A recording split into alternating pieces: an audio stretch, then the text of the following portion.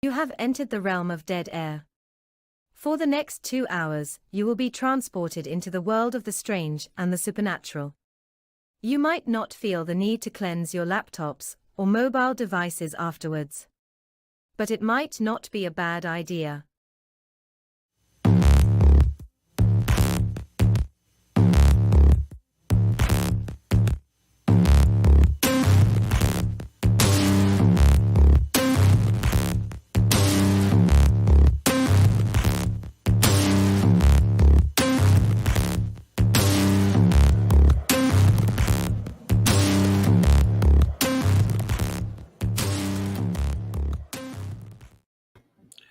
I made a bit of a mistake here in Florida before the show. I didn't turn the AC on till about 20 minutes before showtime,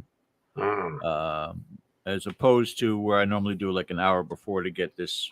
Because the office is in the garage. The garage is kind of divided. There's like storage in the front. Of course, if I ever want to pull my car in for a hurricane, I'm going to have to ram the wall. But good evening, everybody, and welcome to Dead Air Live on the Dead Air Full Spectrum channel. We are simulcast with KGRADB.com, KGRA on Facebook. Here we are for our Sunday night show. It is 8 p.m., and thank you guys for joining us. My name is George Lopez. Aside along with me is Mr. Ken DaCosta in Rhode Island, who, for some strange reason, thought it would be important to let me know that it was pleasant in New England today. I don't want to hear that. Kind of nice. We've had our streak of hot weather, so, nice balance to the universe here today. Not bad. We'll see what tomorrow brings, but we're good. I hope you get a blizzard on October 1st. I really do. Yeah, well, it's happened. Yeah. Don't forget to hit that subscribe button, also the thumbs up, the likability of the shows we're presenting for you, and the reminder bell for all the upcoming content. Ken is going nuts right now on episodes of Extremely Strange. It's just getting stranger. So you make sure you guys do subscribe so you can check all of that out. Looking forward to our show tonight. Joining us here in just a few minutes, Mercedes Lucke-Benedict and Becky-McKiddy Gydesen, and I hope I'm pronouncing that right, but they're going to be talking about events upcoming to which they are involved with. And second hour, we may just go off the rails. There's no knowing what we're going to be doing. I got in the second hour. I got one for you tonight. God help us all. And I got one for us tonight that I think that everybody who sticks with us is going to want to weigh in on this one. Oh, you have been warned. Oh my God! All right, now I've got a philosophical question. It's a theological question, and yeah, and it's perfect. It's a Ken question. It's perfect, and at the same time, it's dangerous. But okay. I'm watching a couple of different shows right now, and some of them are theologically based. But I'm thinking about the whole aspect of heaven, thinking about the whole aspect of God. And though I never question, again, I've said before, I'm a man of faith. I'm not a man of religion. But the wholehearted question, the naysayers that go out there and go, what kind of a God allows starvation and allows these natural disasters and allows children to starve? What kind of a God? And I'm wondering, an epiphany hit me, and I'm sure it wasn't originated right here on this show, though if it was, patent pending, is what if the situation is that this is in essence somewhat of a penance planet to a degree, and your get out of jail free card is early release, and you're back into, from what the work of Rise Up Paranormal, Ken and his team have been doing, to others that are out there in the field, to others that are using supposition or hypothesis, but it's the possible part of it that's real, is that the existence on the other side is mind-blowingly expansive. And in a minute, it's just everything's right there. Where you can be is right there, and every thought is right there, and every event is right there. So heaven has a different definition. You think about the fact of what we were raised to think Ken, in the sense of heaven being this location in the clouds with the pearly gates and a bunch of people who have wings. And I'm like, that's got to really fill up. That's, I mean, it's expansive, but let's say they're having a party one weekend. That's going to be a crowded party. That's going to be an LA style party. So, but to have consciousness, just universal consciousness, the interactions are all, again, in the speed of a thought, whatever happens there, that unto itself to me seems heavenly in a way outside of what you're taught in religion, what you're taught in the church. Sure. But I wanted your thoughts on that. Is this kind of a penance planet? If the reason why God doesn't interfere is because he's not here to keep people longer, he is there to greet people once this penance is passed. Well, I hate to tell you what I was thinking about today. It wasn't that deep, but there's a possibility, I think, that heaven is a construct. Heaven is a conception. You know, rather than the pearly gates, I think that that's something that we sort of put into that whole thing, but there may be more science involved in it than we think. Right. I also think that it's not a question of God allows suffering. I think it's an idea God allows us free will, the ability to reason, the ability to think and to create. And I think it's through our own devices that a lot of this suffering occurs because of the seven deadly sins, you know, greed, envy, lust, right on down the list. So with the ability to think and reason and to create lives for ourselves, create our own reality, comes all the things that come along with being human. And in some, they're just a bit more vile than most. You know, a lack of empathy and all the other things I mentioned. So I think that being left to our own devices, sometimes, you know, you're allowing children to drive the car sometimes. And as part of our evolution, you know, we've had our moments of greatness and we've had our moments where we are not working and firing on all cylinders. Right. Keep going. Yeah. So, yeah, well, you know, no, you're the existential one. You should have had that before you brought this up. No, in my college days, I know exactly. Yeah. No, it's really, I mean, again, the discovery of something like that would put religion on its heels. The discovery of something like that would put society on its heels. To not have to say it's about the sins that you do or don't do, that is the deciding factor to what happens in the next life. God forbid. And that's where I've said time and again, when it comes to this field, and you guys are on the forefront to present this to the world, Ken, is it's not about, you know, is there a God? What happens after we die? All these different things. It's connecting not only with our loved ones, but making new connections and new loved ones on the other side that you see time and time again. It bridges the gap, no question about it. But it's the deciding factor in this field, which one do we want to go for? And right now, I think it's a three-pronged scenario. You know, demons, possession, I'm being attacked, I'm being scratched. Everywhere there's something dark that's sinister that's trying to possess and attach itself to me. Then there's the other side that we want to know what happens after you die, and is there a God? And then there's this third that is just sprouted, thank God, in this field with the likes of you and your team that reach out there to say, hey, tell us about your life, or, oh, who are you attached to here and what message do you have for them? I mean, it's the most beautiful of the three as far as I'm concerned. And, you know, I love pushing forward, and I love having the guests on to talk to them about their experiences also. But kudos to you and your team, Ken. I just wanted to say that. Well, like I say, we have a short amount of time on this earth to work on our skills. Yeah. You know, everyone is given a skill set, and the least of us are the ones that need the empathy the most. We don't do a great job of that. But I don't think it's any kind of divine thing where I'll just show them misery and suffering and just let's see how they handle it. Bingo. Exactly. I think a lot of that is of our own doing. So, unquestionably.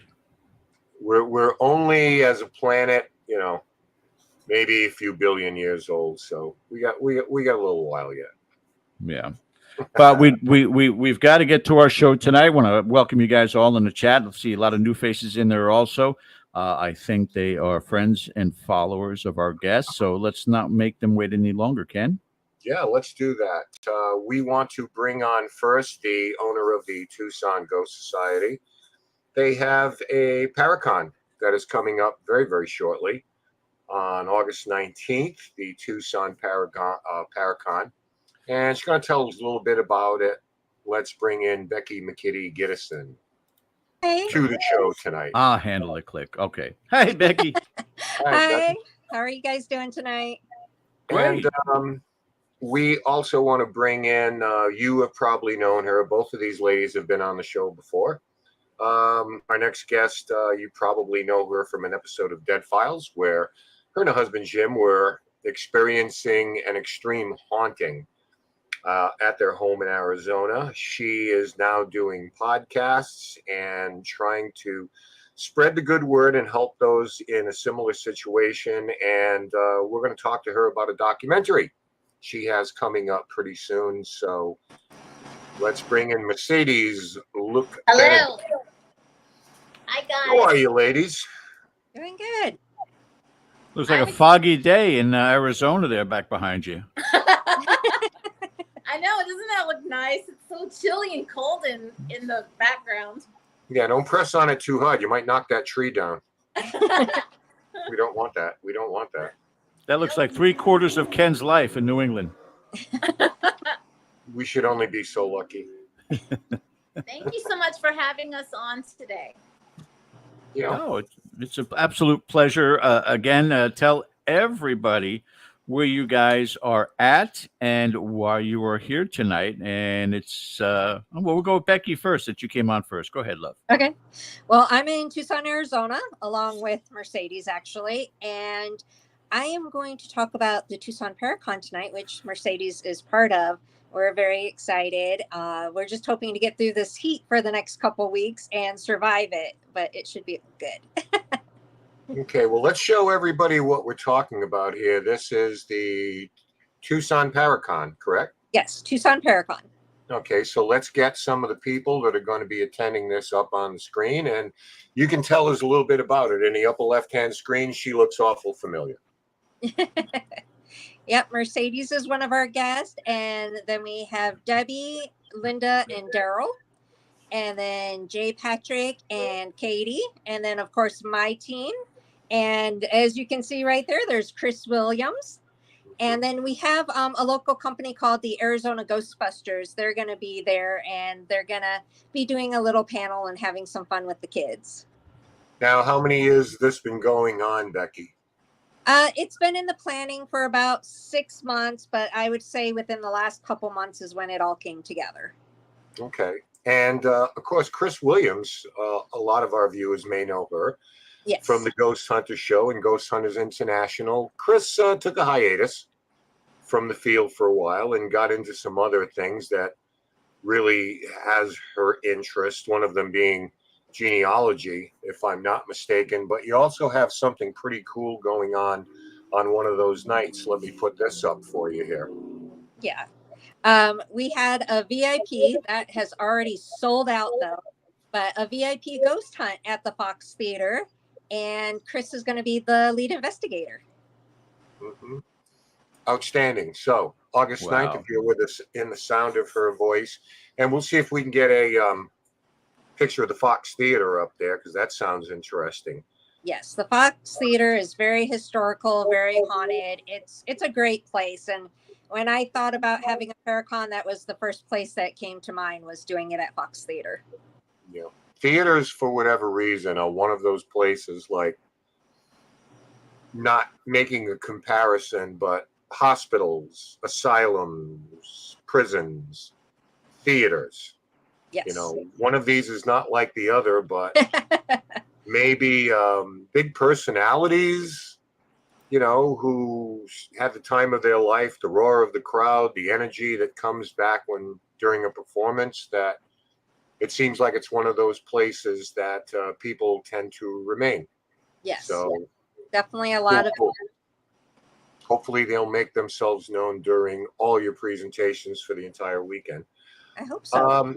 Mercedes, we have talked to about your own experiences that were that we saw on an episode of the Dead Files. We talked extensively about those on the show, but you're doing something a little bit different now in a documentary. So let me also get this up here so everybody knows what we are going to be talking about. Is that Marana or is it Maranya? Well, we call it Marana. Marana, okay, close enough. Come on, Ken. Think Southern. Think Southern. Marana. Manana. So it's, Marana, Arizona. And so you'll see up there, there's Becky. Becky's in this. We also have an incredible, I mean, it's just growing. So it's just growing so much. We have the mayor of Marana, and we have him speaking in it. We have Becky and her team and the different things that through the years, well, honestly, Becky, I think we've known each other since the pandemic. Mm-hmm. When I reached out to Becky, it was very interesting. So kind of coincidental too, because Becky was the very first, only group other than the Dead Files investigation. And she came out and did the very first investigation a week before the very first Bill Bean exorcism, deliverance, whatever we call it. But so it was a 3-part exorcism of the property, 3 different areas. And I think when I came onto the show the last time, all 3 areas had been completed. But the very interesting thing is that Becky and her team, they always catch evidence, and digital, so it's concrete evidence. But they caught evidence before the exorcism, the first one, and the second one. They've actually every time. So it's been very interesting, and that I have never shared with anybody. In fact, I'm actually on a roll now, feeling like we're actually good. And there was times I didn't actually believe that this documentary would ever happen, or that we would be having a documentary.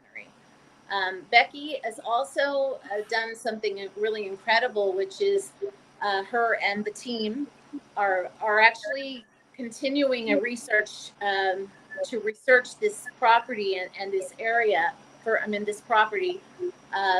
I think monthly now for the last few months. They come out kind of like a really neat investigative team research facility, which is very interesting because that's exactly what Amy Allen had mentioned to us at the time when we met her that night when she was telling us to leave. But we were told so many things that at that time I never thought I would want to stay here.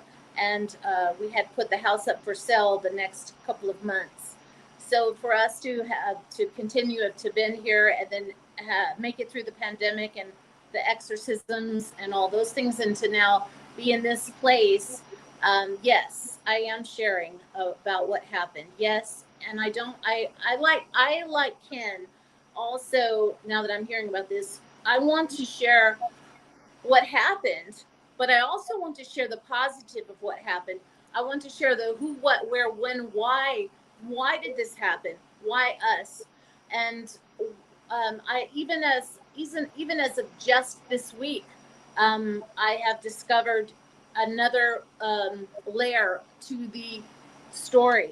Let's say, because some people have come to my awareness with some things that have also occurred not too far from here. very close, and they're willing to speak to me. So they will be a part of the documentary.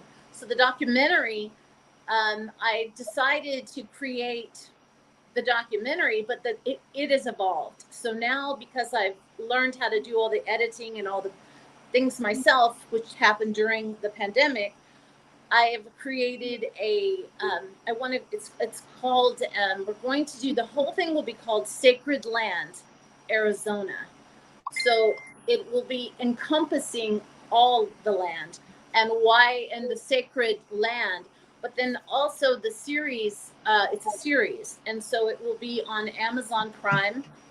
And I have one that's already begun. Yeah. So we have one already that is going to be on, it's actually kind of stemmed from the mayor himself. He impressed me so much. He was so awesome that I just created a My Hometown America about him, which I'll interview other people that are from America that want to share about their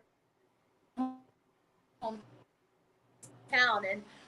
But Becky and all the people that you saw in the picture, we have so many amazing people that are going to be in it. I've got, and I guess I'll share it here because I did ask you the other day, you guys, but I'm so thankful to know that you will also be a little bit of this documentary, because what's come to me is that part of the story is when I told the story. So when I first began talking just a year ago, I had certain people I spoke to, and I loved what we talked about, how you guys presented it last time.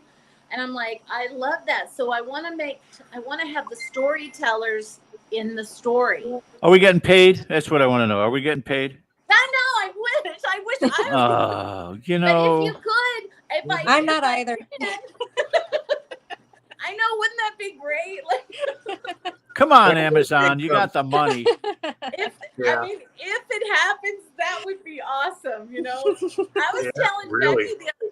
telling Becky the other day, we're all working. I'm like, boy, we're the hardest working people that, we just, because we love this, because it's so important. Yeah. I wanted to ask you both about this.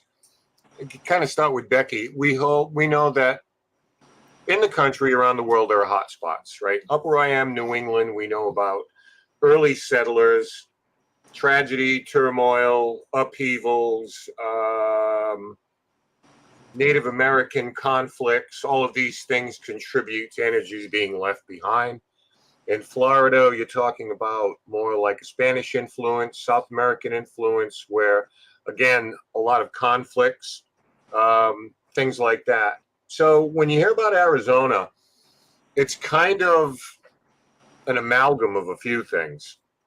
So my question is, there's a lot more metaphysical stuff, because you hear about Sedona and different places where they have a whole wide array of these things, whether they're cryptids, hauntings, UFO phenomena.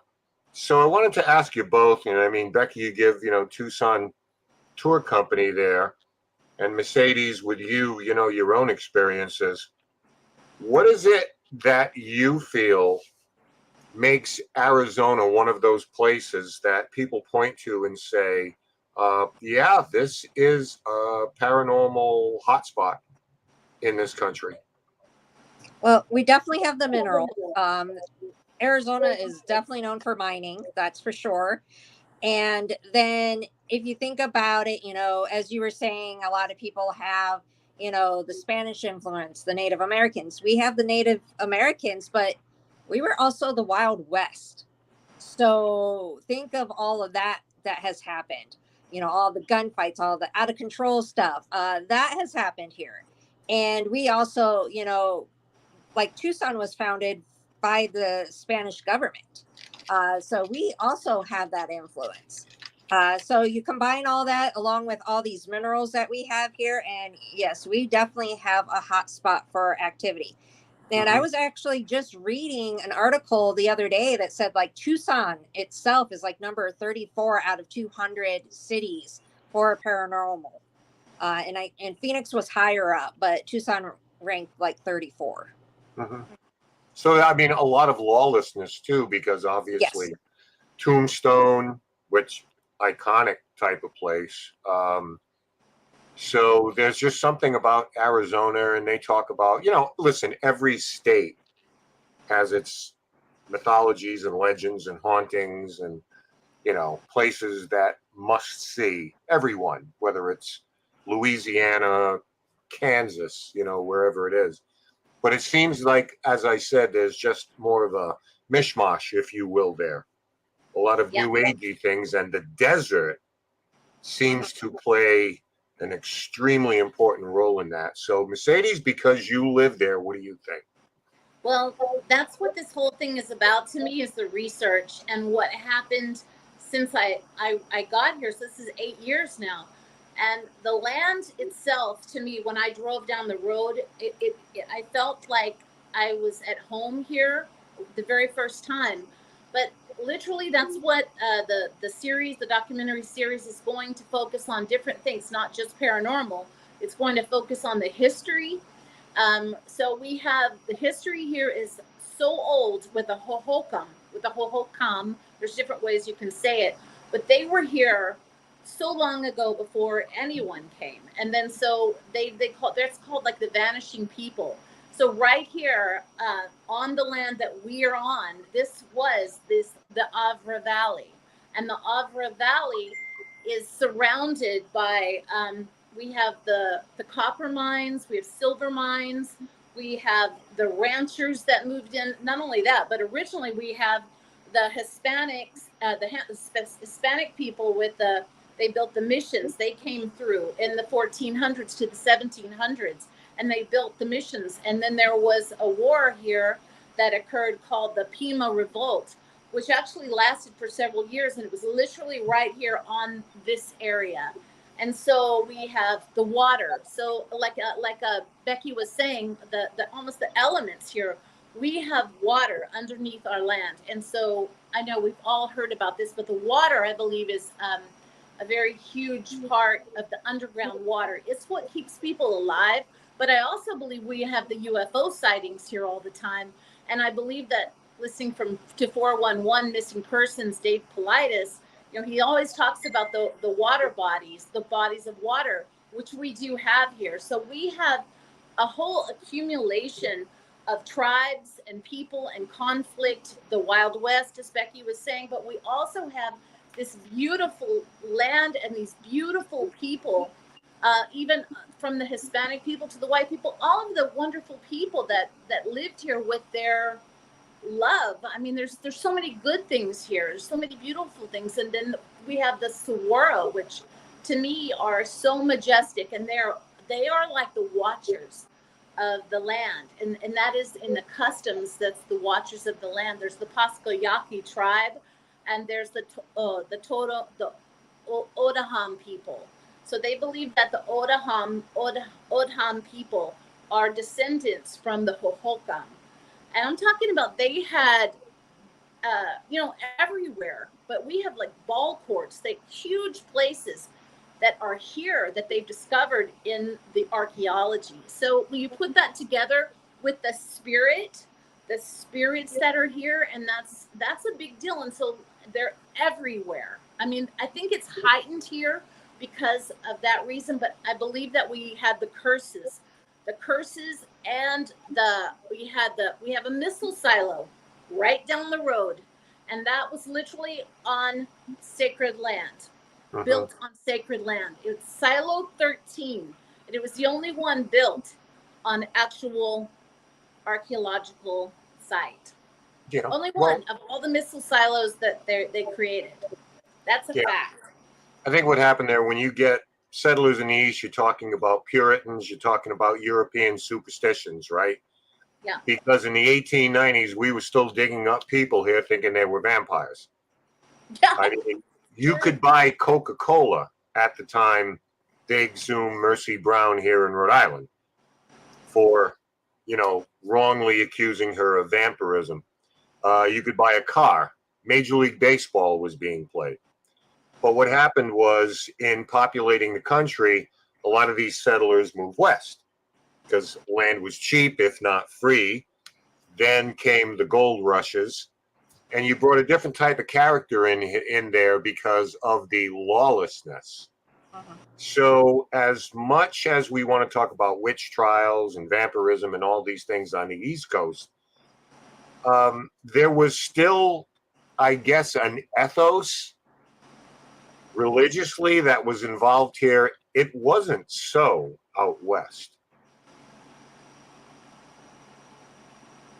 I'm not following that too much. Like, are you talking about like it's actually very different because there was so little people out here and so many more tribes. But in like your area, I think it was settled. It was, I believe, it's really amazing when you look at the time periods. Like you look at the actual 700s to the 1800s. I mean, and where were we at that time? So I totally get what you're saying.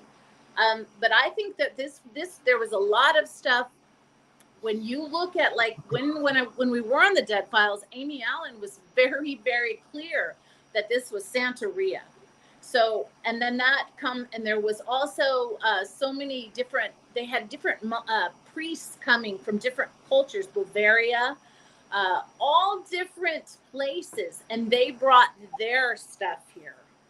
So, and it's to my tribes have been, the tribes and the different people were influenced by the different people that came here, and that also altered some of the way that the like spells were cast. So so Becky, you would know this too even clearer because of all your research and all of your stuff. But I'll just say, one of the very first things that we heard that we haven't really talked about, but I don't even know what that language was, Becky. When we heard the languages, that there was like different languages in the cabin I'm in right now. They were all different people talking, and a couple of them were not anything I could ever understand. So I would say otherworldly. I would say, I don't know, Becky. What would you say? Well, I definitely know it wasn't Spanish because we do have team members that speak Spanish, so we can understand those. I honestly can't identify what everything was. And, I know you guys were talking about like the witch trials and stuff. We didn't really have that out here. No, what I'm saying is when a lot of those people traveled west looking to the land, from the east, they brought much of that European superstition with them. Right. So then you cross that with people coming from the south. Right. The Spanish influence. They have their own spirituality. Then the Puritans and the Quakers that are moving out there. The Donners, we all know that story. Yeah. So you had we have a lot of mix, but we didn't have like, and then you had trials. Native American, over the differences. There were you have Native American spirituality, and all of those different things tend to cross. We had things like that happen all throughout Arizona. There's, famous, different things that have happened in the Tucson and surrounding areas that dealt with different tribes and things going, to war. So we did have a lot of that. Yes. Yeah. Don't forget the discovery of peyote. That'll expand some minds out there also. Okay. We had on several weeks back, Ken and I were privileged enough to have two gentlemen who did an episode of, was it Unsolved Mysteries, Ken? But it was the Texas they did the Paranormal Rangers. Yeah, the Paranormal Rangers, and recently did an episode of Beyond Skinwalker Ranch. Right. And we brought up the topic of Native American, and they very, quickly and obviously mentioned the fact that, hey, the entire country. I mean, this is something that people will always seem to categorize because of how they were socially programmed. All the Indians are in Texas, kind of thing. And it's not. It's nationwide. But I think when you were bringing up the combination, as Ken was mentioning, of this absolute migration coming from east to west, meeting up with the spirits and the energies that are probably amplified by the type of mineral energy that you have I in agree. that state is I just think that this is definitely a mixture of things. Yeah, it's got to be. But from an aspect of sinister, which is again, you don't wind up on the dead files if you got Casper the Friendly Ghost. So you're in there, you and your husband dealing with something that at least appears to be ominous in some way, shape, or form. Not You sure if we're get having validation. technical difficulties. Can you hear us? Mercedes? Cannot. All right, Becky, until we can get her corrected on there, Ken, if you want to message her, see if she'll change up. Answering that question as one of the investigators in there. And again, she's praising your team for capturing evidence before and after the visits of these TV shows. Do you and Bill Bean, do you suppose, again, that it's just a specific and not a blanket statement with regards to Mercedes and her husband's experiences, that this is a rarity? This is not something that you go into any haunting in an Arizona home and you're going to deal with something that is threatening. Right. It's definitely rare. I've been on, I can't even tell you how many investigations now. And it's so rare to run into something where you feel threatened. Most of the time we don't. The first time at Mercedes, I will say I left and I did have some nightmares and I did run across some things that weren't pleasant. And I've only had one other case that was like that. And funny enough, that case ended up on Dead Files too. Wow. I had investigated it before Dead Files. But it's very rare. Out of all those cases, it's very rare that I actually ever feel like I need to walk away or threatened in any way. So it's definitely a rare thing. So you're working on particular cases like this. Does it come a time that you and or your team start to figure out, hey, maybe this is what we were created for, as far as our team, how we all came together, the energies that all converge together to work on investigating spiritual phenomena? It seems like these hostile hauntings are where we're gravitating to, or it's gravitating to us. Or is it still, if you were going to weigh the scales with your other investigations, that's a rare opportunity for you guys? I still say it's rare. Okay. Most of the cases we go into, honestly, if it's residential, we are able to debunk a lot, or it's simple things that we can easily help the client take care of. It's very rare where we feel like something actually needs to, be blessed or, have a blessing type thing. I think there's only been one or two occasions to where I've told people you need to get a priest out here, you need to have a blessing. But in the most cases, I'm able to help the client, clean the area. So the problem basically is Mercedes. Yeah. Mercedes. I love Mercedes. I think that the part of it was, and I really believe that, I believe that things happen for a reason. And I believe that we were meant to come here. And if we didn't give up and if we didn't die, then this place could be a better place. And, from the time we moved here, when I moved here, there was no bird, there were no birds, there were no wildlife really here. And I remember different people would come to help us and they would all notice that too. But once Bill Bean, and I will say that I do that too. I help people. I mean, that's part of my work. All the years with the doctor was helping clear energy and helping people helping them on the, and so I would try everything. And it's Joe Benedict and not Jim. I wanted to clear that up because, I think you said Jim, but it's Joe. So I think with Joe and I, it was a battle. It was a battle to get us away from each other and to destroy our life and marriage. And then when my other family moved in, it was about breaking my family up and killing me. I mean, it sounds crazy. It sounds insane, but it's real.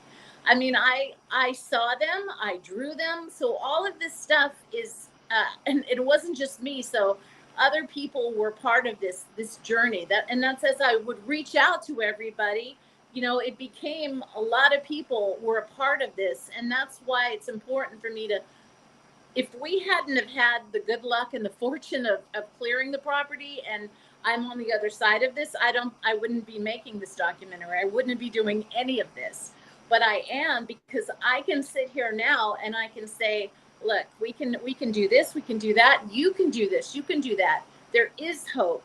There is life beyond the despair that we went through.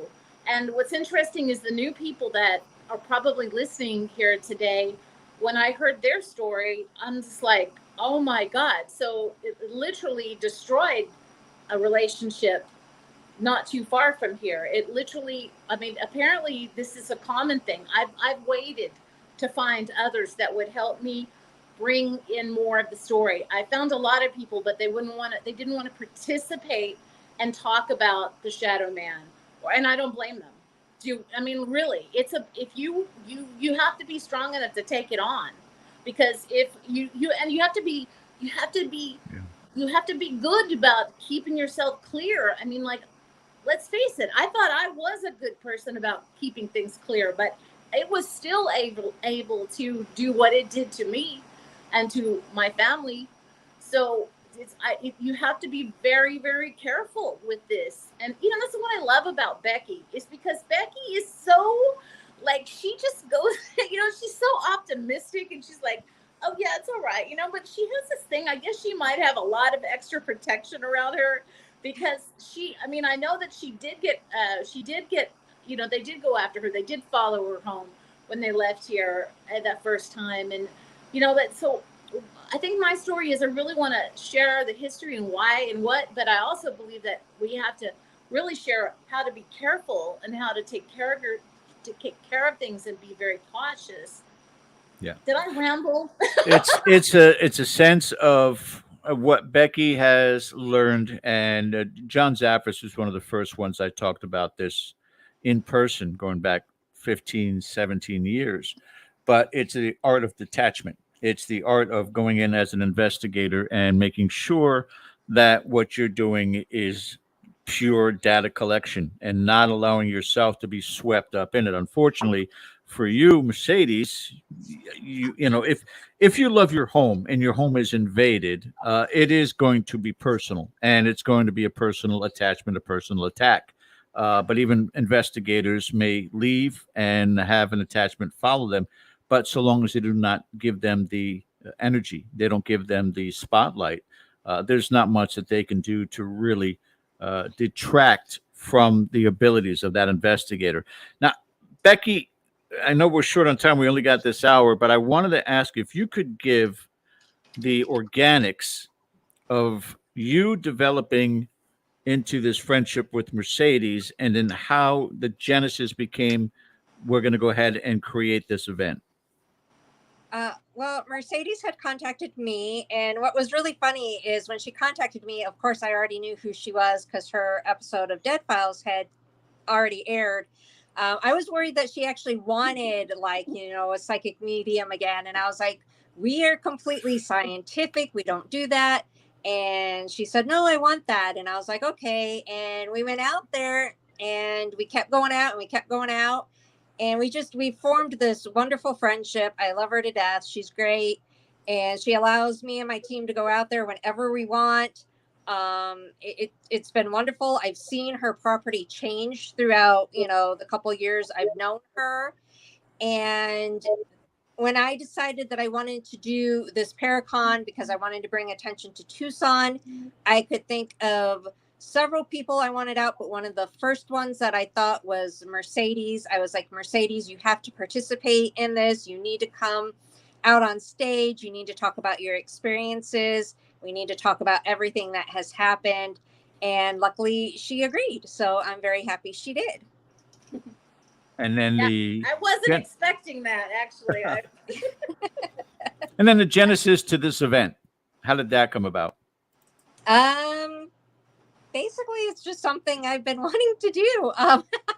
Yeah, this is her dream. She's wanted to do this dream of doing a ParaCon, and she also like that's what's so neat about our relationship is like we are both so about the history of our community of the land, and so like when she was talking about it, I'm like, that's me. I'm Stitch. about the history. Oh, there you go. It's my husband. I saw that. Floating apparitions behind Becky. Well, you know, I'm a like huge Disney fan, so I'm going to be haunted by Disney. Why not? I talked about cryptids in Arizona. I think we have one there. Yeah, It's I believe Stitch. her. He's But amazing. He's 66. There we go. You're making a great ParaCon at the Fox Theater. Oh my gosh, the Fox Theater is so amazing. To have it at the Fox Theater, oh my gosh, look at that. It is a beautiful theater. Yes, and it is. oh my God, and she's already done lots of, I've never been to one, but you do the haunting things there. Yeah, I do. Yeah. I've worked with Fox before. I'm not sure it's the best location, the best forum for this event, because if I was attending, if I lived closer to you guys and I went there, I would be looking all around constantly for shadows during the presentations. It'd be like, this is awesome. Well, Yeah. the funny thing is there have been artists that have been on stage and they've seen apparitions out in the audience. My God. Yeah. You guys do an investigation location too, or just the We're doing speakers? we're doing the VIP ghost hunt afterwards. That's been sold out for a while now. We limited it to 33 people In the I think. theater. In the theater. In the theater. Okay. Yeah, we get access to the auditorium, the dressing rooms, and the VIP lounge. What's a coincidence is we'll bring that up just on the other side of the break with Ken's event coming up soon too. But Ken, I think we get some questions from the chat first, correct? Yeah, why don't we get some of these before we get out of here? We have one that piqued my interest. We could all weigh in on. Jim Sharp had a question for all of us. How do you walk into these things and then come out and not lose a grip on reality? I'll just say, because I'll defer to our guest, it's Jim, it becomes a part of our reality, really, because that's what we sign up for, to investigate and document and research these things, find out from other people what they're experiencing. And sometimes we have our own experiences. It's a question of trying to be as objective as possible, not jump into conclusions, and understanding that, you have to check all your preconceived ideas at the door, regardless of what you hear about a place. It's great, it's bad, it's evil, whatever the case may be. You have to put that aside and individually assess it and not jump to conclusions. So that's my 2.5 cents. Yeah. I think of it in the sense of when you're green at anything. I could not ever fathom what it takes to be a trauma surgeon and what they have to see, experience, and repair. I know as an investigator, when you're first going out and you're catching pictures of orbs, you think it's the greatest thing since sliced bread. And over time, you develop a better sense of what you are doing as an investigator. And the fact that you are supposed to be, again, as I said, data collecting. And so long as you keep that division and don't get invested, oh my God, it's attacking me, it's oppressing me, I feel nauseous, I have a headache. Maybe you shouldn't have eaten the sushi before you did investigation or drank too much coffee before. Don't read into too much and just get your facts straight. That's the important part, and that'll keep you level-headed. Ladies? I train all my team that we're skeptics. We believe to be open-minded skeptics, but we are definitely skeptics. So I told my team, no matter what you hear about a building, you go in and you act like it's not haunted. And if you hear that strange noise, you go and try to find out what that strange noise is. You tear apart your own evidence, and what you cannot explain, that's your data. And we're very picky on stuff like that, because I've seen other teams, unfortunately, go in and put a K2 up to a refrigerator and say it's haunted. So we want to make sure we're nothing like that, and that we are strictly scientific based, and we like to present an EVP, for example, we all listen and at least 3 of us have to agree that that's what the EVP is saying before we consider that evidence. Mercedes, before you answer the question, I'm going to add to it. For you, has it been a difficult transition? Has there been a transition, especially working in conjunction with Becky, from a survivor of a hostile haunt, to maybe working side by side, even if she comes into your home? Has that changed your perspective on these investigations and on spirit connection? Yes. Yeah, especially because, like I said, we'd never had anyone out here. I'd only watched shows, and I was very, very determined not to bring anybody in particular out here, just anybody, especially to it could hurt my family, not them, but what could happen. And so, yeah, so watching from originally, Becky wouldn't let us be anywhere near anything, and I have pictures of that. We were holed up in one of the cabins. Yeah. The first time, and all the animals, as much as we could, we weren't involved in anything. But she did allow Mark and allow them to kind of watch, do a camera run, and so I do have some filming from them just for a little bit as they set up all their cameras and stuff in the main room, and they had a big investigation the very first time. But every single time since. A little bit more and a little bit more. I'm not ever a part of it. One time, I guess I was. I got to be in it and sit in the room and talk or try to ask questions a couple of times. They seem to really communicate a lot with Becky. There's always something happening where they'll say their name, or they'll talk about our dogs' names, or my dog Eli. It's just amazing. But yeah, to be a part of it now in this realm is amazing, because I believe that's part of what I'll be doing. Is I will be going now and going into other haunted locations and filming and creating media on those. Well, so it shows Becky's experience. It shows her setting a benchmark, because eliminating you and your family out of there helps to determine, is this a poltergeist phenomena that's going on? Are you the one that's manifesting this because of stress in the relationship or whatever it may be, the move?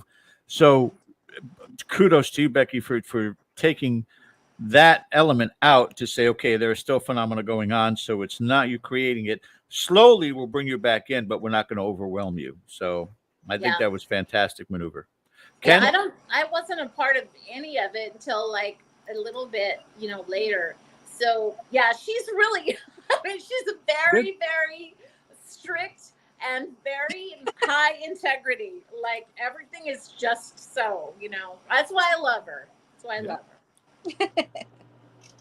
And guys, because like and everybody I'm sure here understands this, but when you have to talk about this kind of stuff, or you've experienced this, and then, do people believe you? Well, I mean, how many things, even on the death files, I got reamed with some mean people, talking about me, and so that was really hard, but it doesn't stop me from trying to get the truth, or trying to figure out what is actually happening.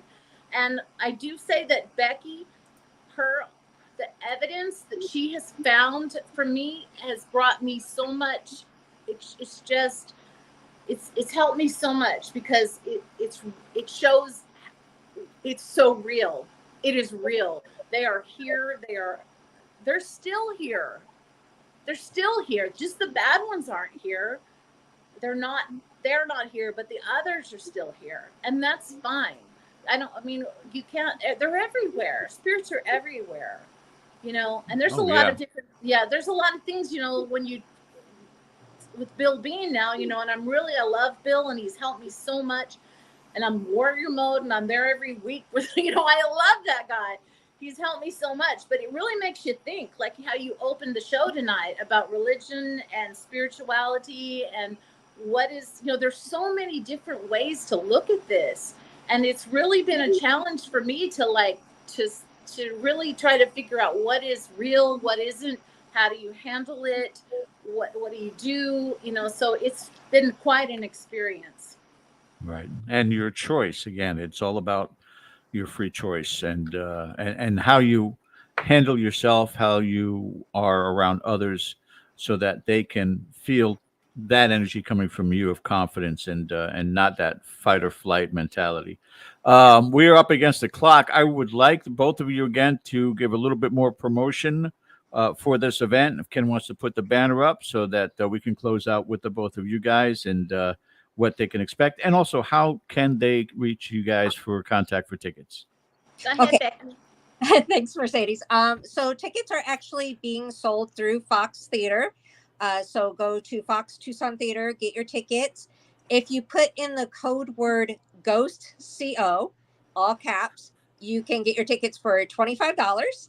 The VIPs, like I said, they're sold out, but the $25 admission ticket will get you in from 10 a.m. till like 7 p.m. I'm sure Chris will be out and about doing her thing, so it's not like you won't get to see her. She wants to do more of a panel, so you'll be able to ask her questions. And it's going to be the guest speakers. We're going to have vendors. We're going to have the speakers at tables. So you're going to get the chance to talk to people, ask questions, hear them talk, and just have a lot of fun. And investigate for some of you. For some of them, yes. It is. Tell Chris George Lopez said hello. I haven't talked to her, since Tampa years ago, but tell her I said hello, and love to have her come on the show again too. Maybe post with you guys and talk about the event and the experiences. But love to have you back once again. Ken, anything to add before we go to commercial? So, I just wanted to touch on Mercedes' documentary here. If she wants to cover this with us one more time. Yeah, so everything will be, everything is basically right now under my website, which is Mercedes Lucke-Benedict.com. And it's there, so you can read it. But, and then I have things, people can look at my YouTube, because that's where I share a lot with Becky, or the documentary, or the 30-minute episodes of each individual person that's in the documentary, or that's been a part of the research here. And so each one of those will be individualized and go out on Amazon Prime. So it's really awesome. Exciting, and it's on Vimeo. Oh, and you can also the music I'm incorporating within the documentary that I wrote about the spirits. So which is phenomenal to me, to have the music that I wrote during this horrible time actually being in this thing and being able to perform it. We got to have you guys back and get some of those clips of that music. That's what we need on the show, is some more music for damn sure. Oh my gosh. Mercedes Lucke-Benedict, Becky-McKiddy Gydesen, thank you ladies so much. Best of luck with the event, and keep in touch with us, all right? All right. Thank you so much. All right, guys. Thank you. All right, we got to go to commercial, guys. On the other side, I guess Ken's got something rocking for us in our second hour. Stay with us. You're watching Dead Air on the Dead Air Full Spectrum channel.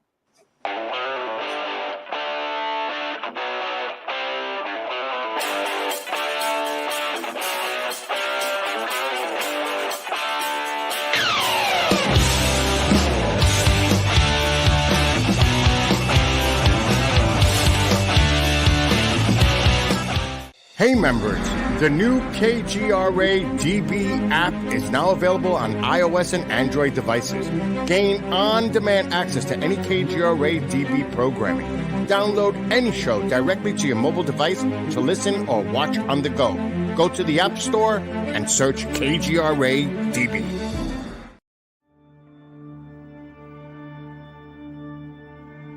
As UFO reports come in from around the world, the Mutual UFO Network, MUFON, is there.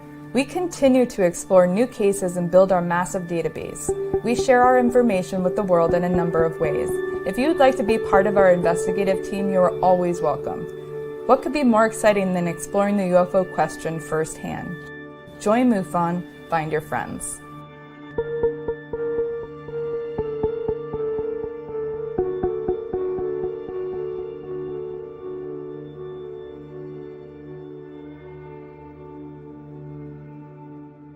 Did you know 75% of Americans are chronically dehydrated? If you struggle with focus, run low on energy, or when it's time to finally sleep, you simply can't, this can all be linked to dehydration, and Fuel Up has the answer.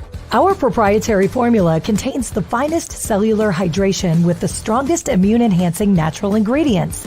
The Fuel Up system is made up of 3 different incredibly tasting varieties. Wake kickstarts your day with a jolt of caffeine. Play boosts focus while hydrating your cells. Rest not only helps you relax, but also rejuvenates your cells while you sleep. Here's what our clients have to say. I really don't miss my coffee, and you can tell the difference. So I'm going to take it for the energy. I'm going to take it for the play. I'm going to take it, all day. And it works. That's the thing. It works. We love it. Take the Fuel Up Challenge now, where we offer a Feel the Difference money-back guarantee. Fuel Up for life.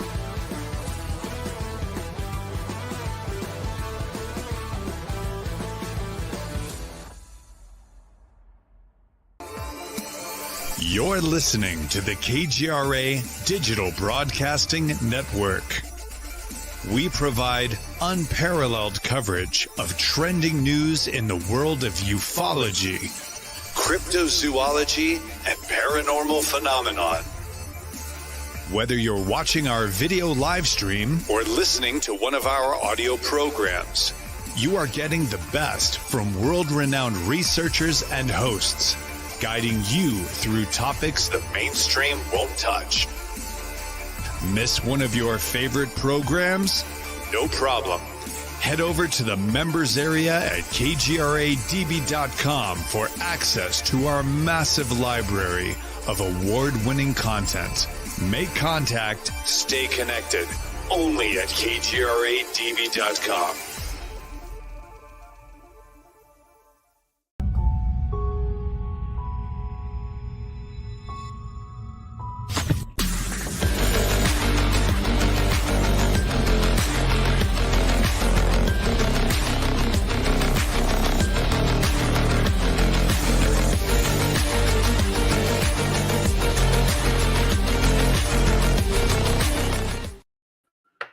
Not Guardian, not Gordian. That's Fat Man and Little Boy was the movie with Paul Newman and the guy from Say Anything and just correcting it. Welcome back to the show, guys, for our second hour. It was nice to connect with Mercedes and Becky again. They look like they're doing pretty well, Ken. Nice to have them on. Give us a little perspective from the other side of the country and keep us up to date on what's going on. Because there's a lot happening all over the country. People embrace this. So, yeah, good to hear from them and find out what's going on the left coast as well. Yeah. Now, what's going on over there is they're going to be having this event, but we have an event to talk to that's happening in the Rhode Island region coming up next month, actually, correct? Correct. We're closing in on it. It's the Tucson ParaCon. It's our 10th annual event, and coincides with the 10th anniversary of the film The Conjuring, the release. So we have a myriad of guests, a lot of whom you may recognize. Of course, Andrea Perrin, Jen and Corey Hines, and Jacqueline Nunez, all current or former owners or residents of the Conjuring House. Cody and Satori are going to be there, who currently work at the Conjuring House. Carl and Keith Johnson, who were the first investigators to visit the Conjuring House.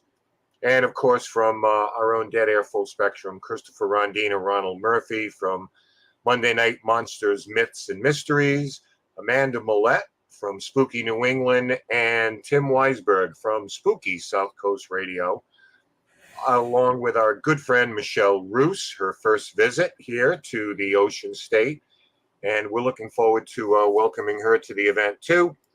All proceeds from this event will benefit the Tomorrow Fund, which does exemplary work for children and their families who are dealing with cancer and maybe are having a hard time, a go of it, making ends meet during their ordeal, and they help out financially as well as emotionally. So every cent that we raise will go to that outstanding organization. So that's September 9th and 10th at the Assembly Theater in Harrisville, Rhode Island, where it all took place. So now it's not just going to encompass vendors' tents. You got other activities happening that weekend too, correct? Yeah, Saturday night in the theater, which was built in the 1930s, gorgeous theater. We're going to be showing the Conjuring movie, hosted by Andrea Perrin. That's like a mile away from the farmhouse, isn't it? That's all it is.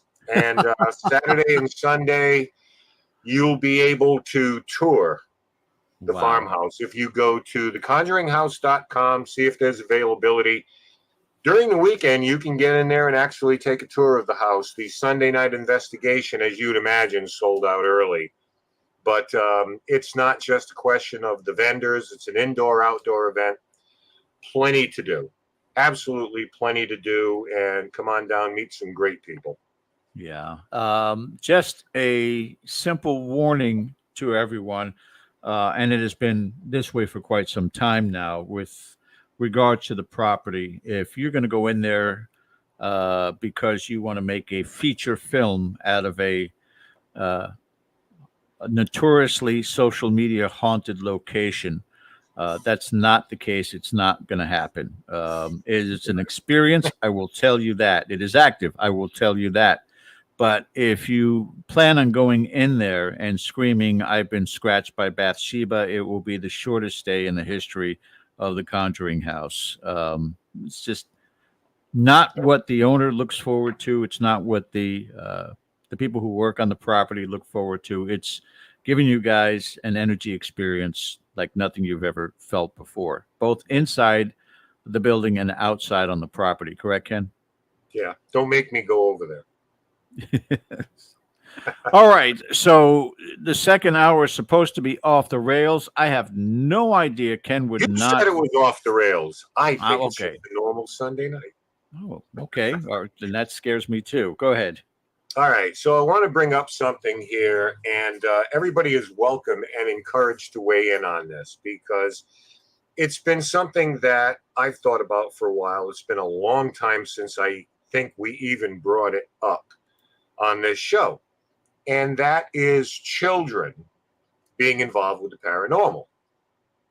And I'm going to do something a little bit odd. I'm going to play a clip that we played on the show a couple of weeks ago.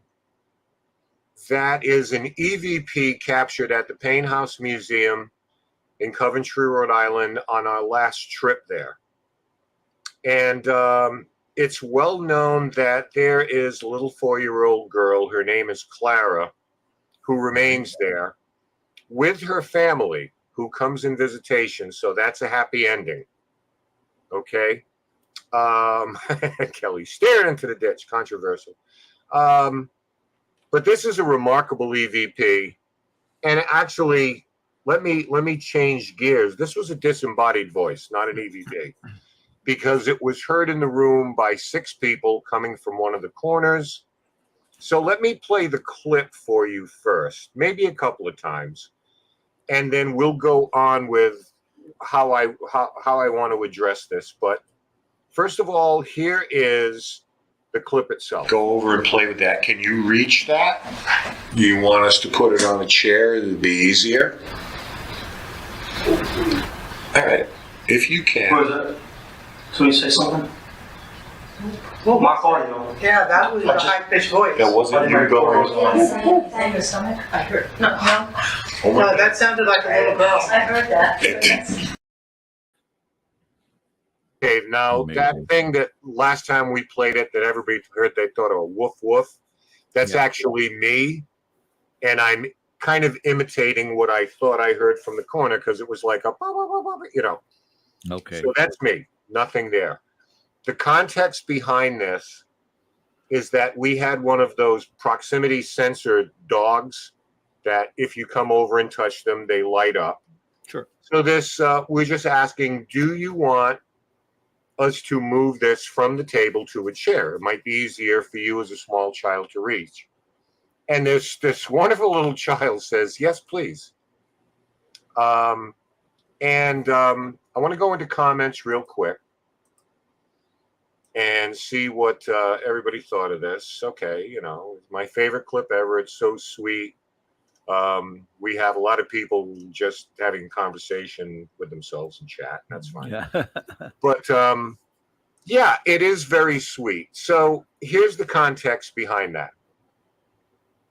we had on that investigation a young girl who was maybe, I don't know, 10, 11 years old.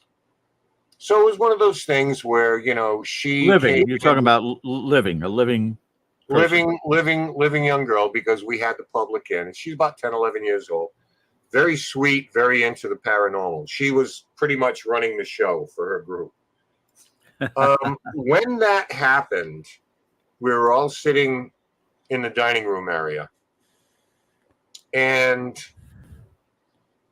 at some point, she went to one of our investigators, because we moved on to a different location. And she said to Mark, can I go with you? Would you stay with me?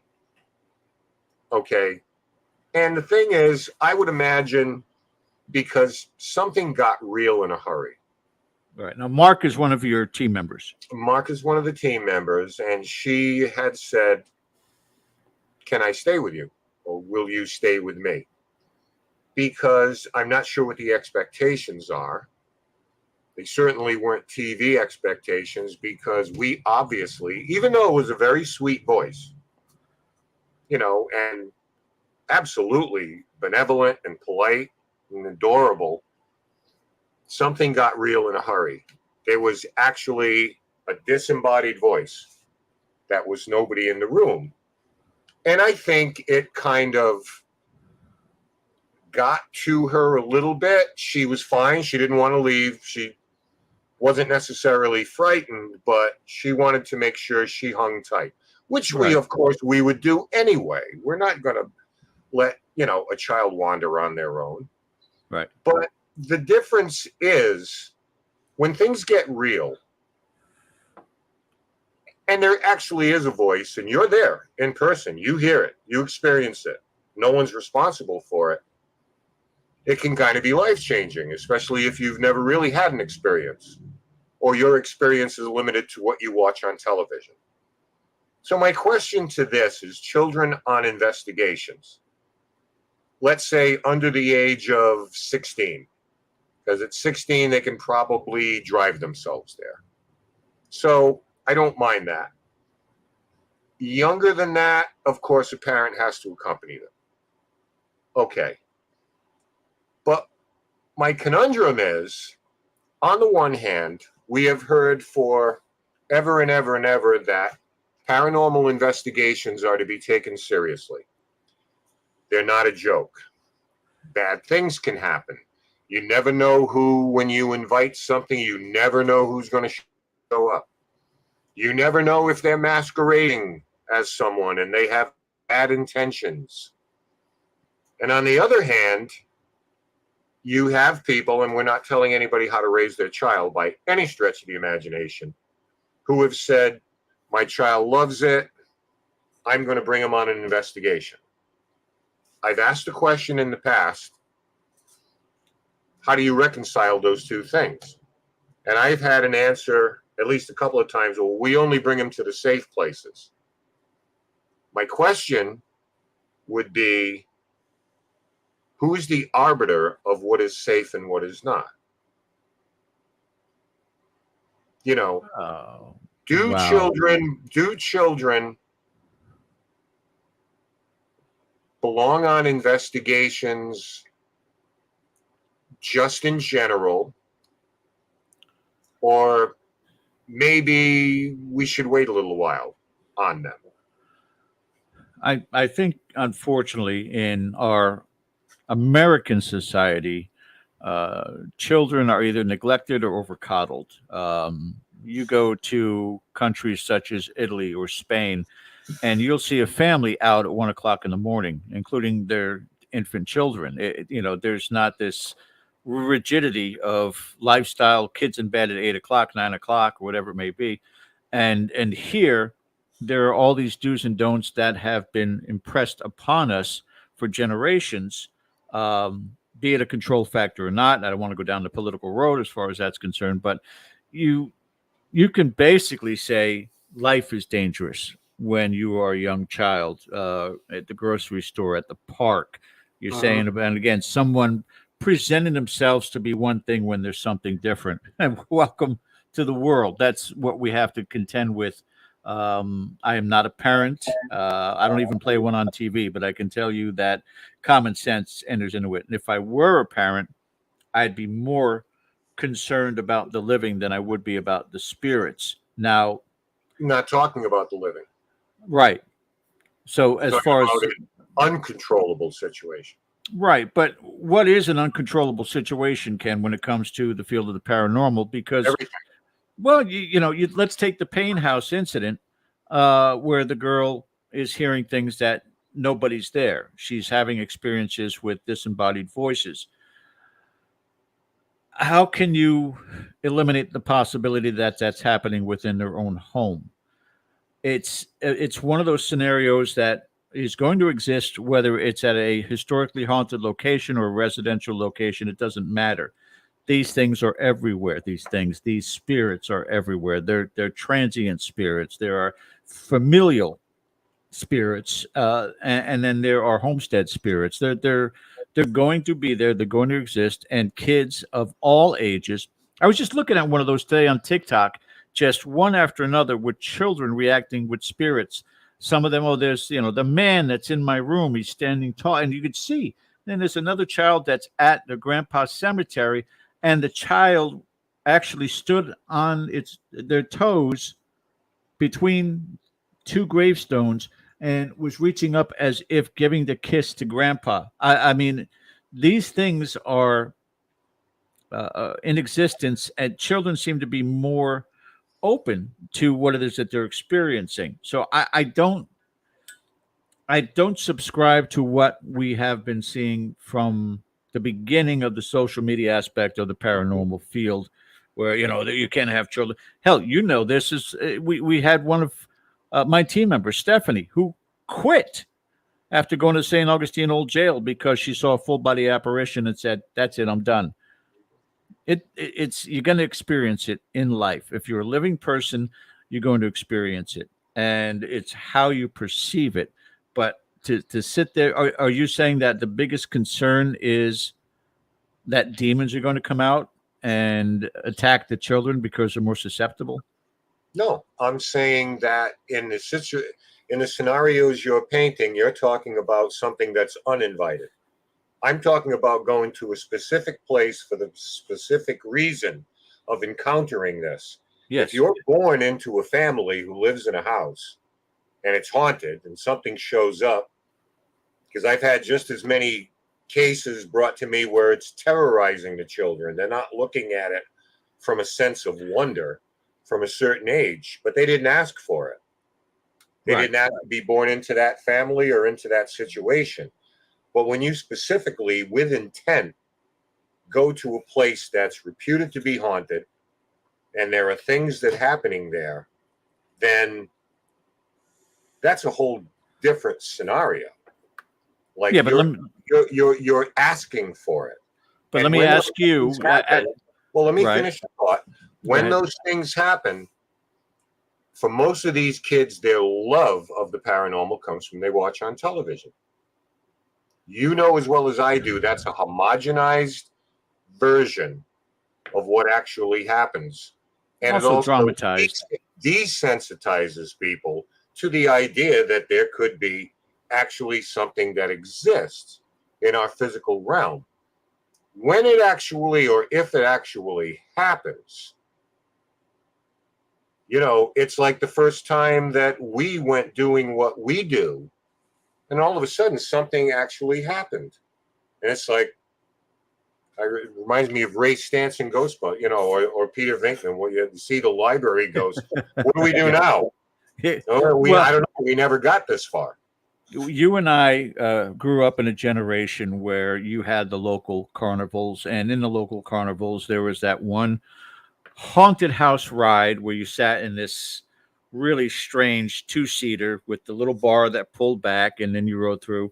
And it didn't care if we were 8, 10, 12 years, it didn't matter, and it was some terrifying shit, but that's what we were expecting to experience in that environment.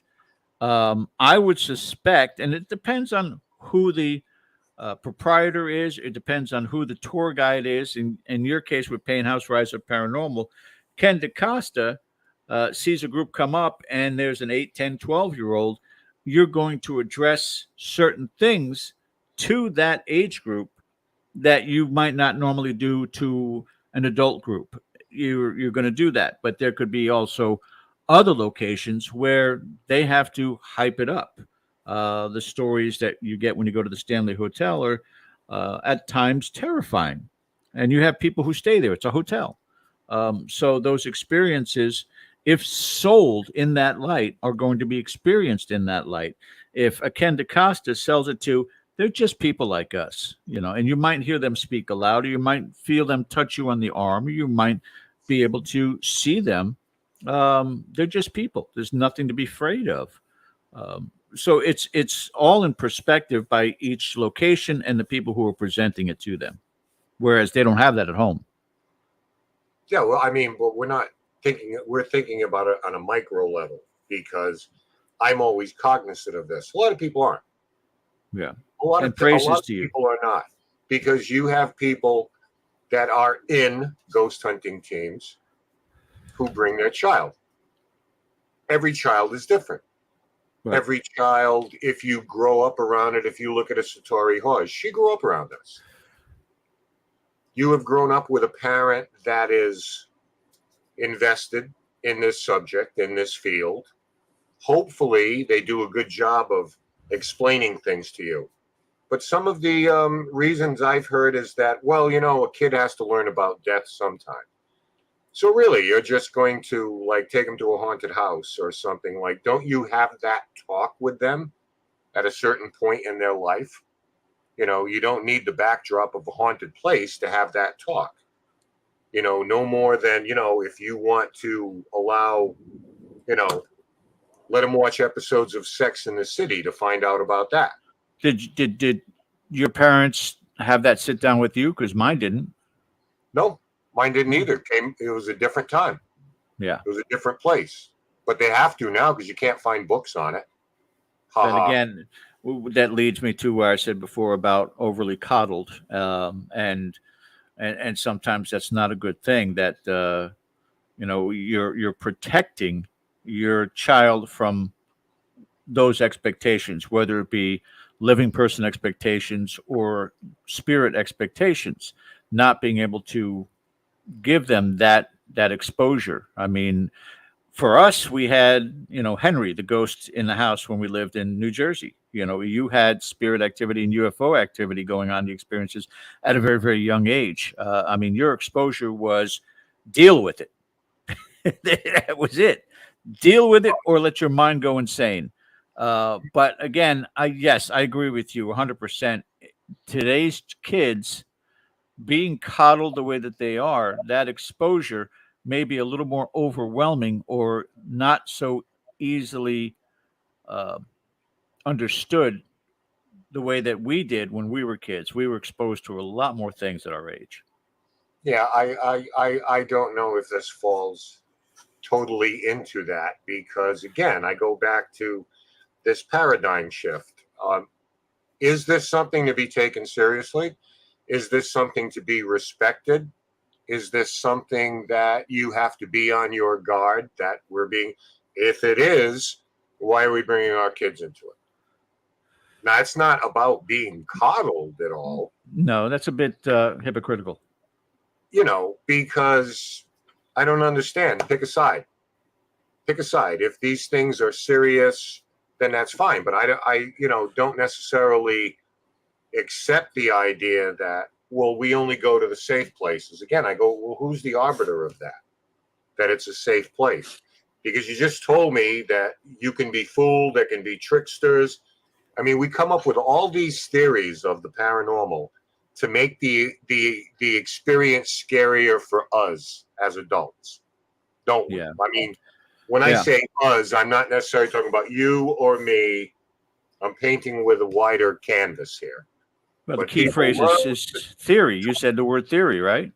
Yeah, but people love to talk about how, to justify their own involvement in it and their investment, both financially and emotionally.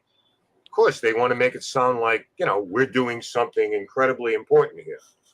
Okay, that's fine. But I've had kids come on investigations and break equipment on me and walk out without saying anything. You know, that's fine. That's one thing. 5 minutes into it, if the flaming corpse doesn't come out of the wall, then they're bored. So I think you have to be to the point where the child has to be a little more developed intellectually, is what I'm saying, to understand when I say this is going to be a tedious exercise. Parents, I guess, have to explain that to them. You sure you want to go through this? Because nothing may happen. And when it doesn't happen, you can't sit there like a normal kid and kick your feet and turn my meter on and off, on and off, on and off, on and off to see the lights go on, because that's happened to us in the past. I've seen adults do that on investigations, having a tantrum because nothing's happening. Stephen McLean has a question here, Ken. Can a distinction? How do we describe those adults as childlike? Yeah, exactly. Stephen wants to know, can a distinction be made between children who experience paranormal events as a matter of course and those that are introduced to paranormal occurrences? I think that's, Stephen, I think that's the distinction that we're trying to decide on right now. You know, it's part of the question when we talk about something that goes on in your home, which is kind of like an organic experience, as opposed to a child's perception of what an actual expedition, if you will, to go find these things. You know, it's just kind of like the old, don't go looking for trouble, right? We were told that as kids. We were also told that seems like trouble finds you. So trouble finding you is not like tempting fate and going out and actually inviting this. The issue beyond that we talk about it on this show all the time, on unrealistic expectations based on television. Just a few weeks ago, we did top 6 favorite paranormal shows, 6 worst paranormal shows. How some of them are so incredibly bad, and how that has given the average person an absolutely unrealistic look at what it's actually like to visit a house and a family and investigate. Well, this here, Jim Sharp, and this really drives home a point.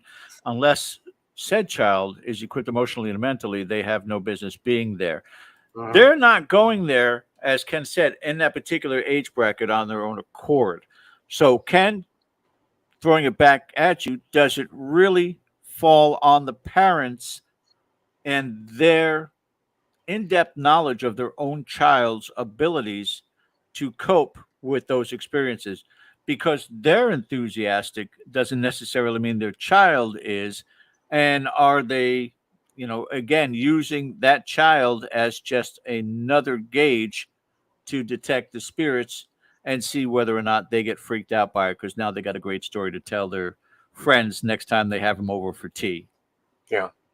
This is a difficult area, which is why, hey, why not have a conversation about it, right? There are probably kids 9 years old that can handle this like aces. There are 10, 11 years old. They can handle that kind of thing. They probably can. I would venture to say most can't. Most really? Can. Yeah. When something actually happens,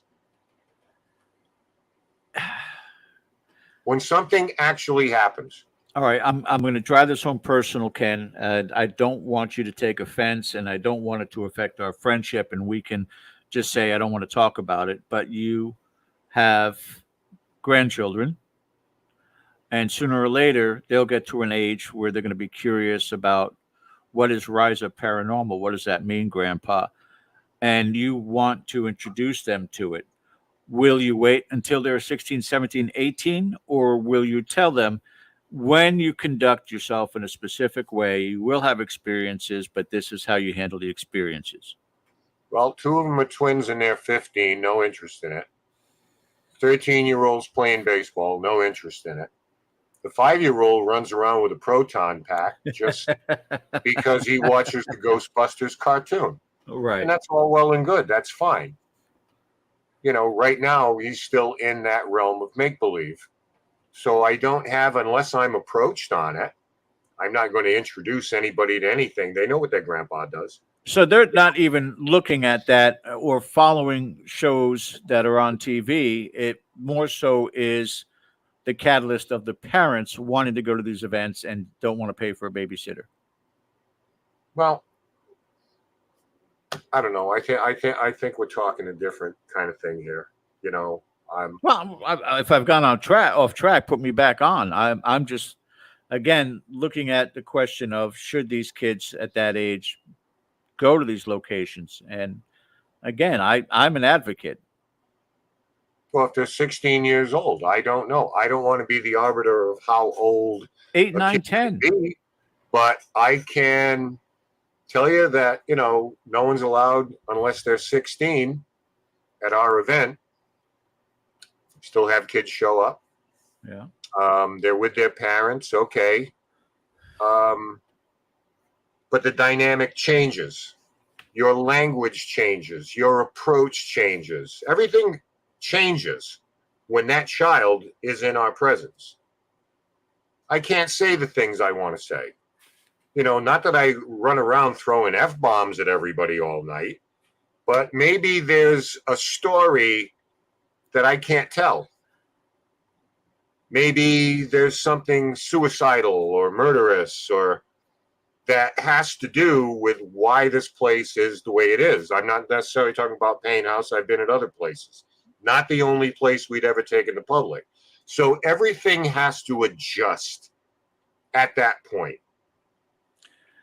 Then how can you... What am I going to tell a 9-year-old that they drew and quartered a guy at this place? How, George? How can you were there because I went up there and visited you. St. Augustine is a multi-million-dollar tourism.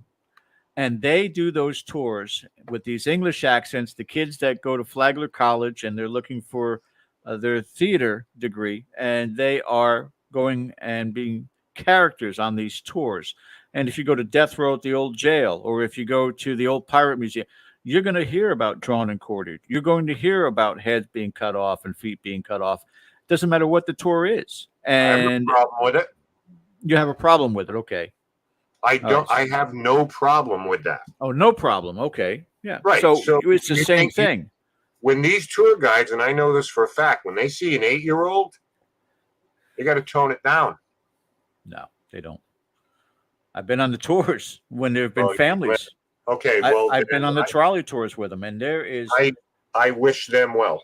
Yeah. I hope there's a disclaimer there that some content is not suitable. Okay, so then let the buyer, or in this case, the parent, beware. Don't complain to anybody later that these graphic descriptions of being cut in half and beheaded were traumatizing to your child.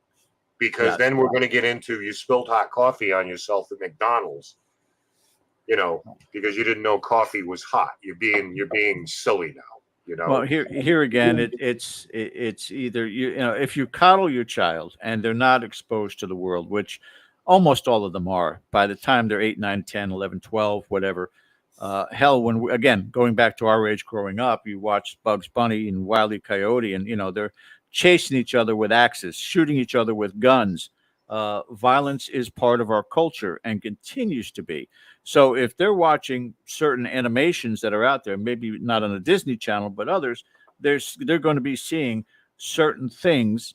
Hell, you go to Disney Channel, you can watch Pirates of the Caribbean, where they talk about being drawn and quartered. They don't show it, but they talk about it. Violence is part of society, and the kids do get exposed to it one way, shape, or form.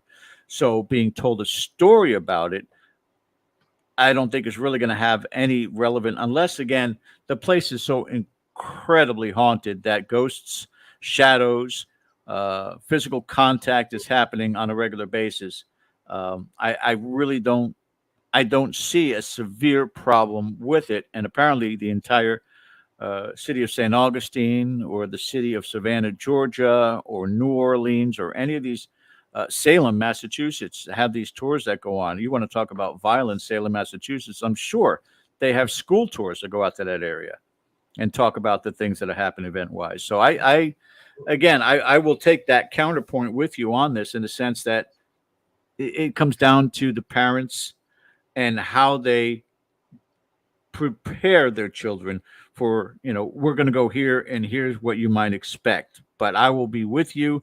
The people that are there, Rise of Paranormal, they're professionals, and anytime that you want to leave, we can leave. But to assume that on average there's going to be somebody coming out that is traumatized by the event, it could be somebody that's 8 and somebody that's 80, as far as I'm concerned, what I've seen in this field. Yeah, well, but when we talk about stories, things that happened 200 years ago, we're disconnected from those. They're Agreed. just stories. That's all they are. They're stories. Stories affect people in weird ways. Somebody tells a story on TikTok about the Conjuring house, everybody wants to go in there and get chased by the demon. Yeah. You're influenced by that kind of thing, but you can be influenced the other way, where this stuff is benign. All I'm saying is I want to know from people what their story is, that you have to be mindful and careful and, go through all these rituals and ceremonies to protect yourself and surround yourself with white light and crystals and, pray and all of these things and prepare yourself. We've had guest after guest after guest after guest. And the question's always been asked a lot of times from chat. How do you prepare yourself for going into this situation? And there's a whole thing to it, and they're entitled, and that's fine. I don't have a problem with that. I'm just saying, what side of this are you coming down on? Yeah, here's a response here from Justin Conjuring Files. My son is 12 and he handles the paranormal very maturely. We are regulars at the Conjuring house, and he's been to every night event. He has his own devices and everything at 12. Mm-hmm. And that's fine. Yeah. There is always going to be someone like Justin and his son who handles everything fine. But I would also say that I think your son has probably learned that the Conjuring house is not what it's portrayed to have been also. Because according to the people on YouTube and TikTok, they're knocking over chairs, being chased by demons, which is all just performance art. But I think your son has seen that the place is not malevolent at all. And that's fine. At 12 years old, got his own equipment. I'm not trying to paint this with a wide brush in here, but some people need to, I think, ask the question.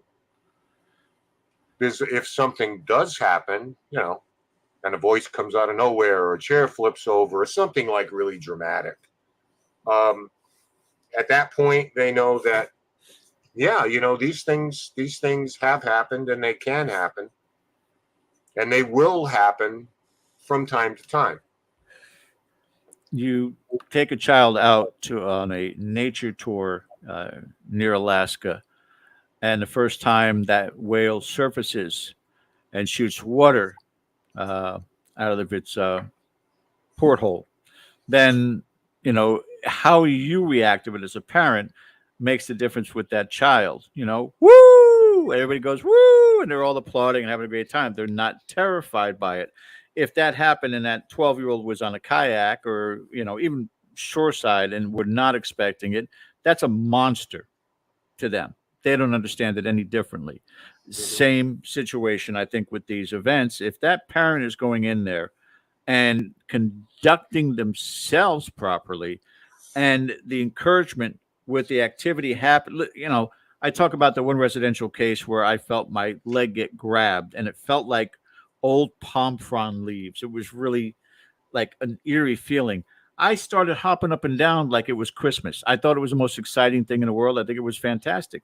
Others would run out of the house, jump in the car, pack up their equipment, and leave. Right. It's all in the perspective. And if your parents go in there with the right mindset. Now, if they're going in because they just watched a marathon of Ghost Adventures and they're ready to go in there and everything is dark and demonic and heinous and malicious, and they're going to bring their 8, 10, 12-year-old in there, that person should be banned for life. That person should be, their children should be removed away from them because it's just another prop to them. But that's what it comes down to as far as that. I think the way that you and your team handle those type of visitors at Pain House is fantastic. And I'm sure Mark was a fantastic chaperone to this young girl while she was there also, as to keep her from over imagining the events that she was having. Yeah, I would like, despite of, what side of this you're on, and, I'm so happy to have these conversations. I really am. Oh, by the way, those are guys watching us right now. This is what Ken and I do on the phone 3 days a week. So, yeah. Go ahead, Ken. But to let you understand, regardless of what side of this on, I live in both worlds. As an investigator and as someone who takes someone on public events, I've got a foot in each one. I have been sent videos of an infant getting smashed in the head by an invisible force and knocked to the mattress of their crib. Absolutely no explanation. I have talked to kids in the presence of their parents who have been fearful of what's going on or what they think is going on. To me, I pray that I can explain it in rational terms and show them to take away the fear. I've seen parents that are afraid for their kids because something's going on in the house. Again, I pray to God I can explain it so I can say, we can all have a good laugh at it, you're fine. I've talked to these families, I've talked to these kids, I've seen the pictures, I've seen the videos.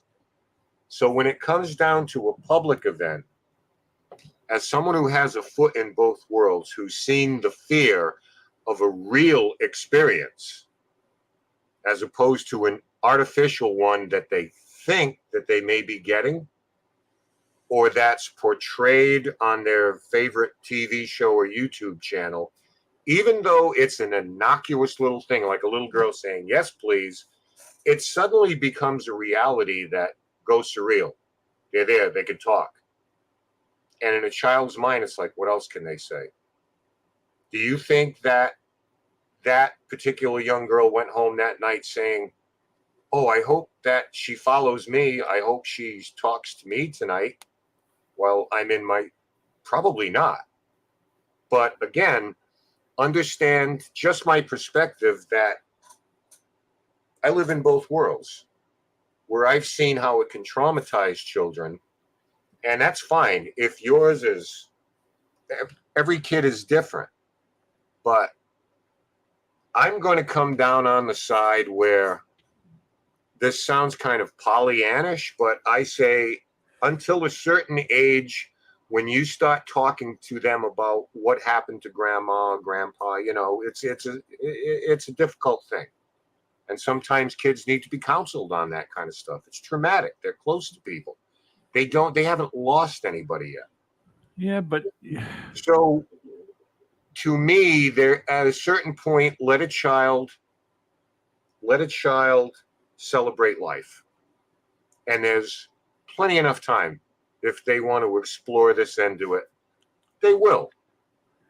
But we're talking about pragmatic parenting, both by the child's biological parents and by you as an investigator. And, it's been a while, but, I did residential cases for quite a while also, but I didn't have the positive experiences that you did, where one case was in Jacksonville, another one was in Savannah, Georgia, that I went to, where the parents were so obsessed with the paranormal supposed events that were going on. And at this time, this was the height of the field in the media content, what was going on TV. It was just at a fever pitch.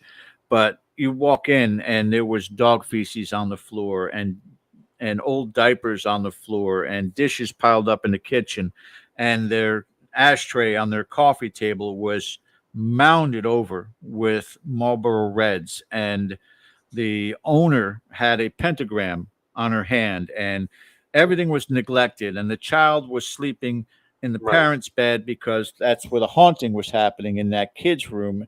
And how much of it was just traumatizing this sweet, innocent child that was maybe 4 years old. We were not going to feed into it, and we packed up and headed on out in both cases, because that's bad parenting. And we could sit there and unfortunately imagine worse things that these kids have had to endure besides a neglective parent, because they're so wrapped up with Zach or Nick or Aaron or even Jason and Grant that, they've lost touch with reality. And now this is their focal point. We have to put out the recorders, and we have to do a seance in the house, and let me bring out my dowsing rods, and yeah, kid, I'll feed you later. Go watch TV. I'll feed you later.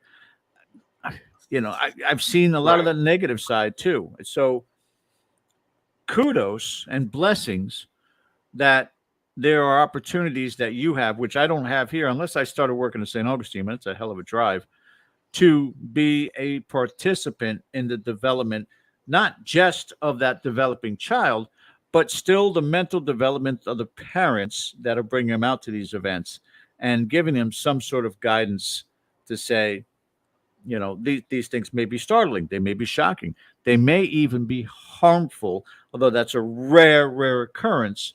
But you should be aware of all of these risks involved with this before you decide to move forward and purchase these tickets or come into this location. My opinion. Well, let's go to a question then. Let's go back to Justin, because all of a sudden, here it is, 9:45.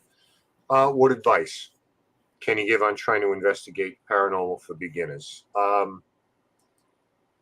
Whether that beginner is 12 years old, like your son, Justin, or whether they're 22 years old or 32. There are people who come to it late.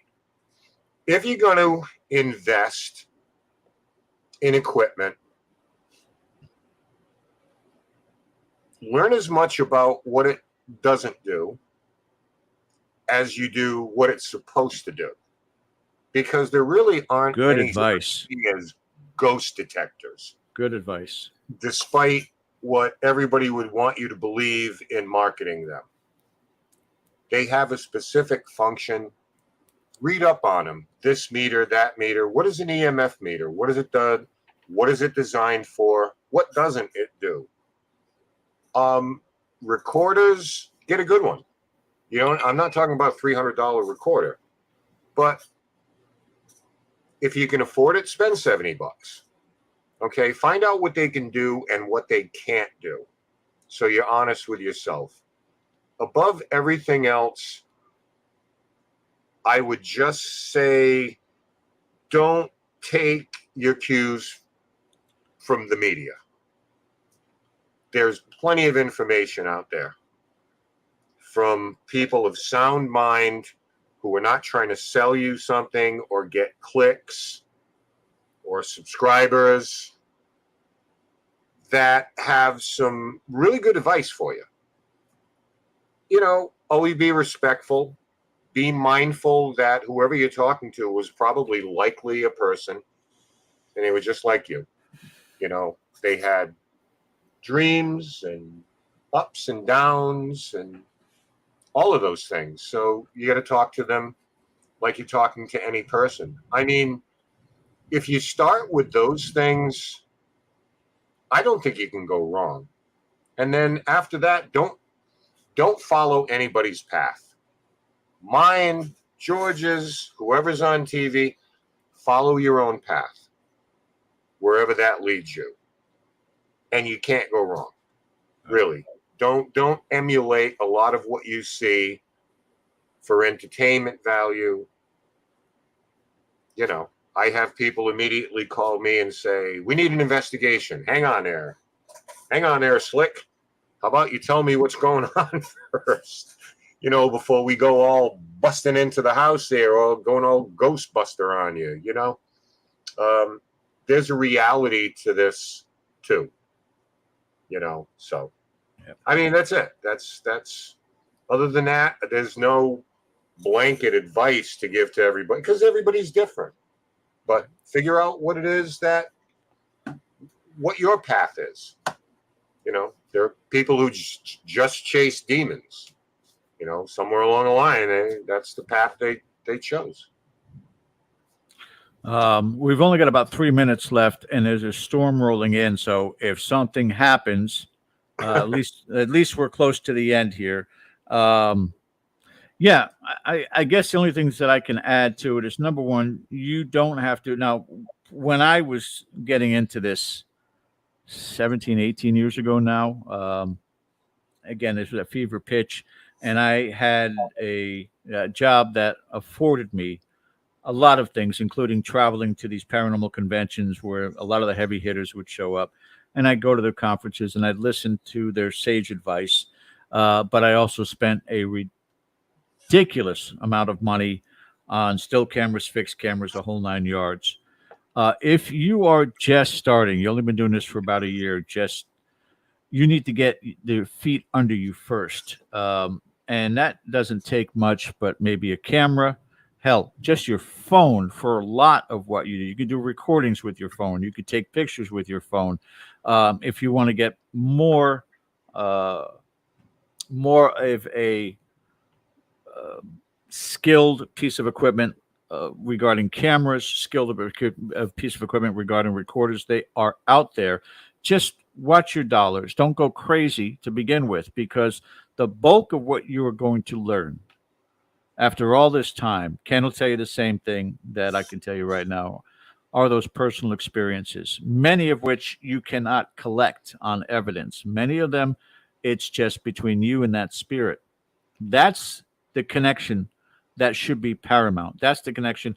There's nothing, Ken can tell you, I can tell you, there's nothing that you can capture that is going to turn the paranormal field on its head. Nothing. Because you will be ripped apart, you will be scrutinized, and there's no way to validate it, no matter what it is that you capture. It does not matter. What you possess here and here and here, what you possess, that's the value. What you capture, what you experience, that's the value. And if you find other ilk, people around your area that are looking to do this, oh, you do paranormal investigating? I want to do that. Give them the same advice, and you'd be so surprised how quickly all of you become in tune with not only the spirits, but with each other. That's all I have to put up for you guys. That's it. Every once in a while, it's good to have these conversations. You know what I mean? It's like, and you don't have to, I don't expect everybody to agree with every darn thing out of my mouth. There are probably some people, like, how dare you to? No, I'm not daring to tell anyone how to raise your child. Yeah. But like I said, as someone who has a foot in both worlds, I've seen both sides of this. And, it can be a little much, especially with the way media is now. Again, sanitized version, homogenized version, and just understand that, if this is supposed to be dangerous, I'm going to invite, go ahead, Ken. Yeah, just live on one side or the other, or think about it a little bit. I'm going to invite you guys that watch this show post live to put any questions you have for Ken and myself just underneath the video in the comments section. We'll be more than happy to respond to you guys. I want to thank again Mercedes and Becky so much for joining us in the first hour. Thanks for you guys for sticking with us in the second hour. I know a lot of controversial topics there. You have some great opinions in the chat. As always, you guys are brilliant. And thank you so much for watching. But we got to go. We're up against the clock. So on behalf of Ken, my name is George Lopez. Thank you guys for joining us here on Dead Air Live. We'll see you next week, same time. Until then, take care.